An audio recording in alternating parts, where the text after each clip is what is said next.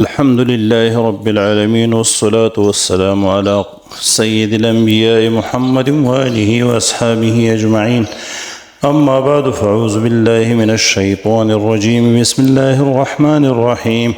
عن أبي هريرة رضي الله تعالى عنه أن رسول الله صلى الله عليه وسلم قال: أتدرون ما المفلس؟ قالوا: المفلس فينا من لا درهم له ولا متاع. فقال: إن المفلس من أمتي من يأتي يوم القيامة بصلاة وصيام وزكاة ويأتي وقد شتم هذا وقذف هذا وأكل مال هذا وسفك دم هذا وضرب هذا، فيعطى هذا من حسناته وهذا من حسناته، فإن فنيت حسناته قبل أن يقضى ما عليه أخذ من خطاياهم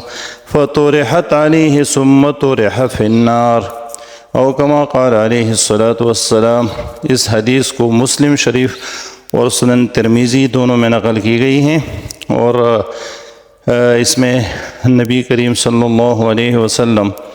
صحابہ کرام سے پوچھتے ہیں۔ حضرت ابو ہریرہ رضی اللہ عنہ سے روایت ہے کہ رسول اللہ صلی اللہ علیہ وسلم نے صحابہ کرام سے فرمایا: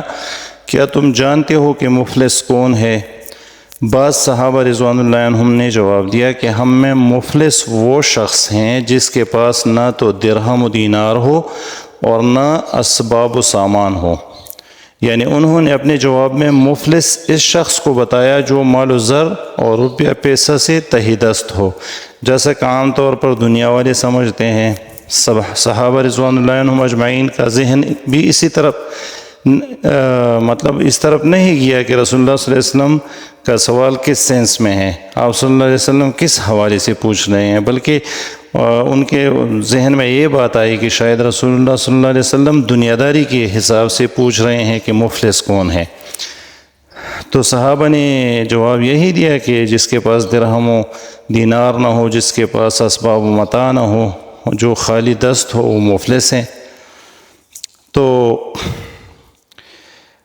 نبی کریم صلی اللہ علیہ وسلم نے ارشاد فرمایا: میری امت کا مفلس وہ شخص ہے جو قیامت کے دن نماز، روزہ اور زکوٰۃ اور دوسری مقبول عبادات لے کر آئے گا، مگر حال یہ ہوگا کہ اس نے کسی کو گالی دی تھی، کسی پر تہمت لگائی تھی، اور کسی کے مال کو ناحق کھایا تھا، اور کسی کے خون کو بہایا تھا، اور کسی کو ناحق مارا تھا، تو اس کی نیکیوں میں سے ایک حق والے کو اس کے حق کے بقدر نیکیاں دی جائیں گی، ایسی ہی دوسرے حق والے کو اس کی نیکیوں میں سے دیا جائے گا، یہاں تک کہ اس کی ساری نیکیاں ختم ہو جائیں گی۔ اس کی ان گناہوں کا فیصلہ ہونے سے پہلے ان حقداروں اور مظلوموں کے گناہ جو انہوں نے دنیا میں کیے ہوں گے،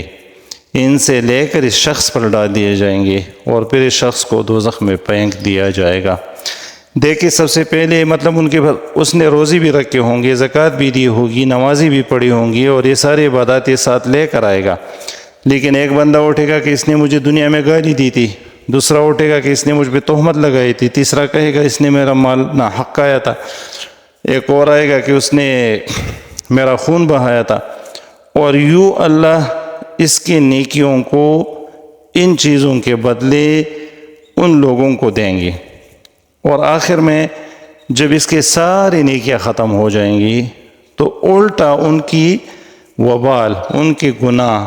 اس کے ذمہ لگا دیے جائیں گے۔ یعنی جب اس کے پاس کوئی اور چیز نہ رہے گی، کوئی نیکی نہ رہے گی جس سے وہ مداوع کر سکے،